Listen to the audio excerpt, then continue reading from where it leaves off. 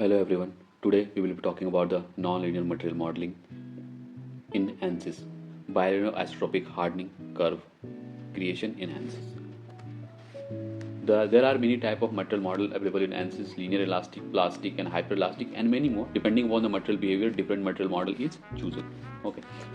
So in this session, we will try to model this stress strain curve into a usable material model in ANSYS. So this is a steel test result, okay, where we have the stress versus strain graph extracted from the UTM, okay, and we will try to convert this test result into a usable material model in ANSYS. So basically we have this test result, and up to the yield limit or proportionality limit, this stress strain curve can be represented with the help of slope of the stress strain, which is Young's modulus. And beyond this point, we have different points here. If we make an assumption and take the yield point and the ultimate point and connect it through a straight line and find out the slope of this one, this is called the tangent modulus. And if we define the tangent modulus only, then it is called Bilinear Isotropic Hardening curve, and it is actually also representing the plastic strain. Beyond this point, the strain accumulation is the plastic strain. So we will have a graph where we can have the stress versus strain, which is also giving some plastic strain, but it is still having this deviation from the actual curve. Okay, so if we want to actually represent the actual test result, then we should track this point and put it into the data to capture these points. And if we give these points to the ANSYS, this can be done with the help of multilinear isotropic hardening curve. Today we will try to model it as a bilinear isotropic hardening curve, and we will see how we can do this. Okay, so the step 1 is to extract the stress strain data from the curve given, and for that we can use this one website. This is one website where we can give the curves, and it can extract the data, and it can give you a tabular data for the engineering stress versus engineering strain. The test result from the UTM we are getting is a engineering stress versus engineering strain curve, because there a constant area of cross section is assumed for calculating or a stress.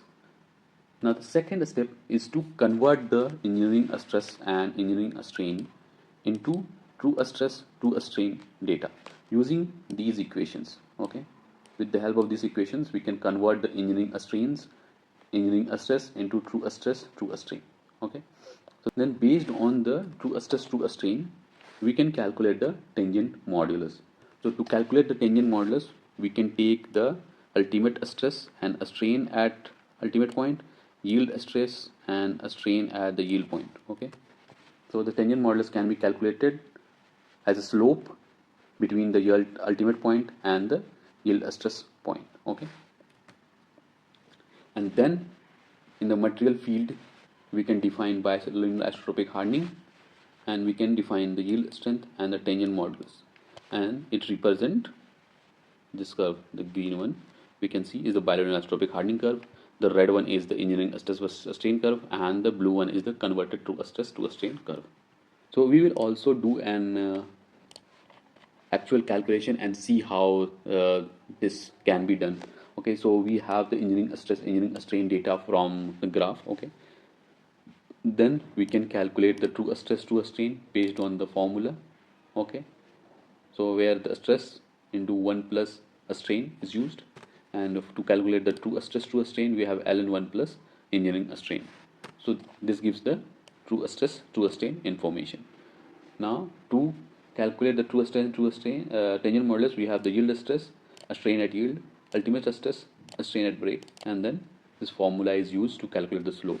Okay, so to understand better in ANSYS, let's try to create a material and see how we can create the bilinear isotropic hardening in ANSYS. So let's give us name as a bilinear isotropic hardening. First is we need to define the isotropic elasticity properties like Young's modulus and Poisson ratio to represent the elastic or the part up to the yield limit. Okay, sorry. So this represents the curve up to the yield limit.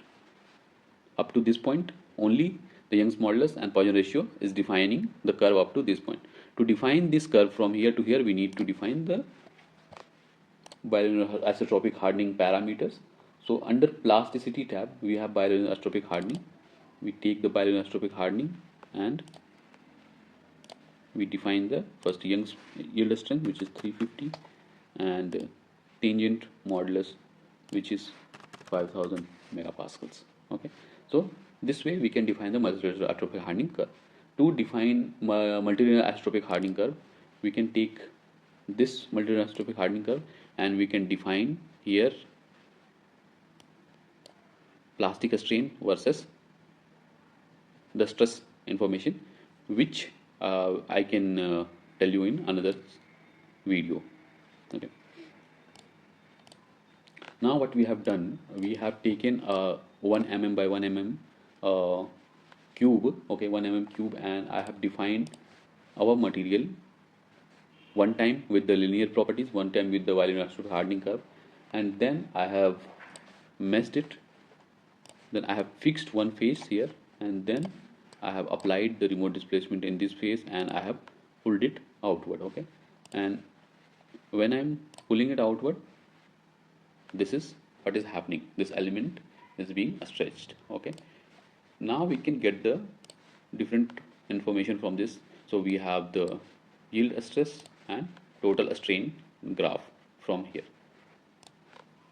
So this is the test result we have. This is the from the linear material, the stress versus strain graph for from the simulation, and this is the when we are using bilinear isotropic hardening material. Now when we look at this graph overlap to each other, we see that if we are using linear material, it follows up to this point and then it continue in the same trajectory. So if we are using a linear material and the stresses are below the yield stress, then the material behavior is acceptable and it gives the accurate result. But if you find that the stresses are beyond yield, we are somewhere at this region, that means that this is an artificially or wrong stress value, because linear material does not represent correct stress beyond the yield point, because you can see this is following a very different trajectory from the test result, so which cannot be correct.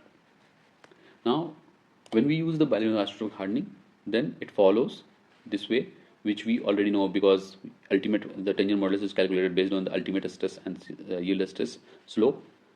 Now we can see that we are capturing some of the behavior of the material.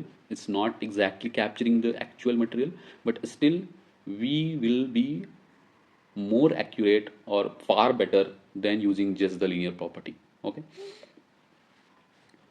so yeah, so that's why it's very important to use nonlinear material models when we are beyond the yield point and want to capture the material behavior more accurately.